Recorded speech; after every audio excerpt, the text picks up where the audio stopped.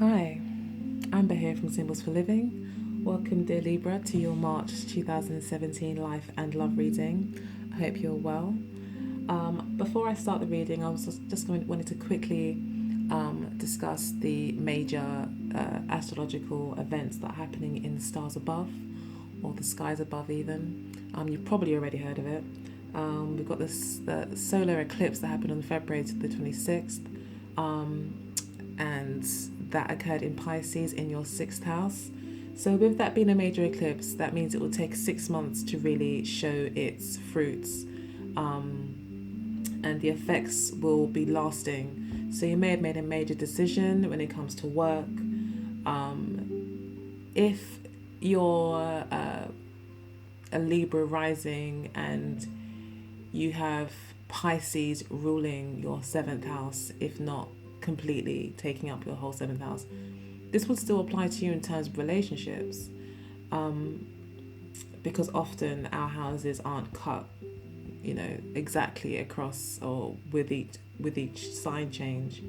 Often our houses stop and start right in between us, in the middle, or somewhere within the sign or constellation. So your seventh house could very easily be being ruled by Pisces, meaning that the eclipse would have had a very strong effect on your emotions and relationships, especially close relationships, marriage relationships, close friendships, business agreements or contracts, anywhere where you're having to, where there's like a one-to-one kind of back and forth sharing kind of relationship, where you both have a vested interest in the outcome of the relationship, having to get along to reach a shared objective kind of situation.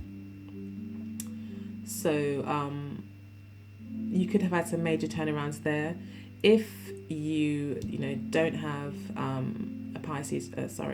Libra rising, just a Libra sun, then the eclipse would have just occurred five signs away from you.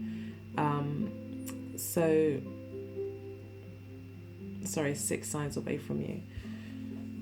So yeah, that would mean that there'll be still a fairly significant effect in your work life. And it's interesting because we've got 4 Pentacles cards in this reading, and right at the center we've got the 3 of Pentacles, which very much is about working with others for a shared outcome with regards to finances, career, employment, projects, things that bring in money, things that generate money.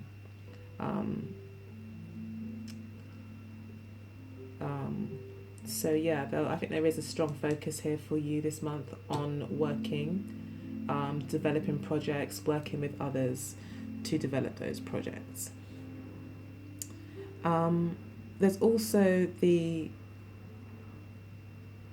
Venus retrograde, which commenced on March the 4th and completes its retrograde on April the 15th, at which point it starts to go direct in Pisces. So Venus is the ruler of Libra. So again, this will be a really significant time, I think, in terms of your own relationship with yourself again, because if you are a Libra rising, then Venus rules your whole chart, and Libra would be in your 1st house, meaning that that's Libra is very much part of your identity. Therefore Venus has a heavy bearing on your identity. So friendships and enjoying the pleasures in life, enjoying the finer things in life, would be your main kind of MO, your kind of initial approach to things. And Venus going retrograde may have you reviewing those things, and looking at maybe what you've liked in the past, if you still like them now. Looking at relationships, if they worked in the past, if they're still working now. How you relate in relationships as well will be addressed with the Venus retrograde. And it will for all of us really, but I think even for you, as it being your kind of ruling planet, you will definitely feel it. You'll definitely feel those changes happening in terms of your personality, your ego, your persona, may be readdressed in some way. You might decide to kind of look at how you dress and how your hair is and things like that, how you show up in the world. Although it is strongly advised that you don't make any permanent changes during the Venus retrograde, because the likelihood is that once it goes direct, you're not going to feel the same way you did during the retrograde. It's more of a reviewing time. So you may want to try different looks, and then maybe come April the 15th, you could actually commit to that look. So, yeah. There's also going to be, following the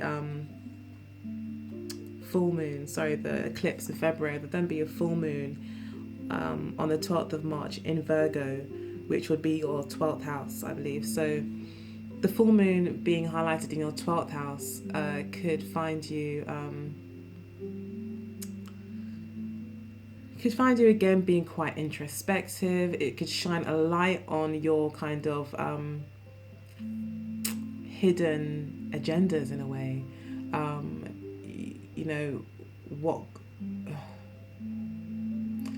The 12th house is about your subconscious. So you could have an awakening or an awareness about some subconscious drives that feed into, the way that you work, or possibly in relationships. So that would be one to watch on the 12th.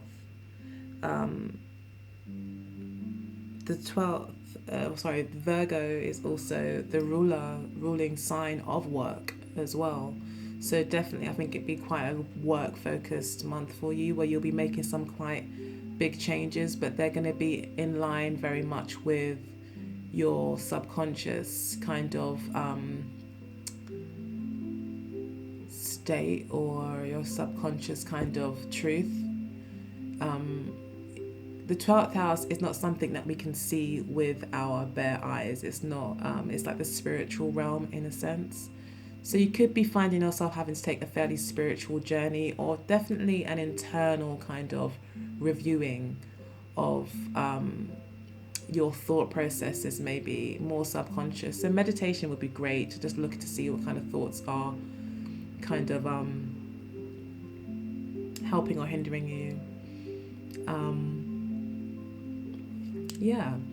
Look it up, the 12th house. You'll be having a full moon in there on the 12th of March, so it'd be interesting to see how that affects you and how that feeds into your work life, being as, it's in Virgo, that rules work, and the last new moon happening possibly in your work house, 6th house. So it's interesting to look at. There'll be some major changes there.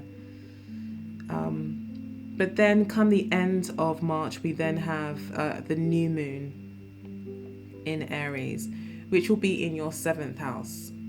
So you'll then have this kind of new beginning, maybe where you kind of resolve some work issues. Maybe work has been a bit of an issue over the past few months, or maybe an issue was highlighted with the full moon and the eclipse.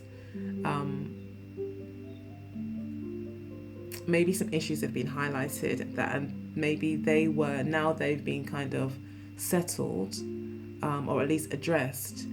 You're now moving into developing your relationships and really giving more attention to that, and then making new starts.